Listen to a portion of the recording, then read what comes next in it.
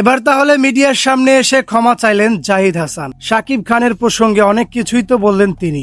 এদিকে ২৬ সালে জমবে আসল খেলা, মানে একের পর এক অ্যাকশন নির্ভর সুপারহিট সিনেমা নিয়ে উপস্থিত হবেন মেগাস্টার শাকিব খান। প্রথমে আসি জাহিদ হাসানের কাছে। কয়েকদিন আগে তিনি সোশ্যাল মিডিয়া সহ বিভিন্ন জায়গায় বলেছেন শাকিব খান তো শুধুমাত্র একজন অভিনেতা, আর মেগাস্টার নামটা শুনতে ভালো লাগে না। এছাড়া তিনি বলেছেন শাকিব খানের সিনেমা মানে তাণ্ডবকে আলাদা করা হয় আমাদের সিনেমা থেকে শুধুমাত্র শাকিবের জন্য, কারণ তার নামের আগে মেগাস্টার রয়েছে। এখন আবার তিনি মিডিয়ার সামনে এসে বললেন, আমি হয়তোবা ভালো করে আপনাদেরকে বোঝাতে পারিনি। আসলে আমার পরে যেটা মনে হচ্ছে এটা একটা ভুল বোঝাবুঝি। আমি এমনটা বলতে চাইনি শাকিবকে নিয়ে। যাই হোক, হয়তোবা এবার তিনি তার ভুল বুঝতে পেরেছেন।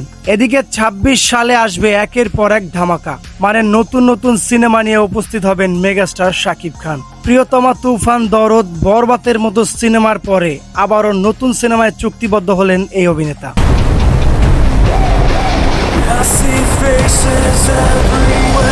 শের, লায়ন, তুফান 2, তাণ্ডব 2 এর মতো সিনেমা আসবে ২৬ সালে।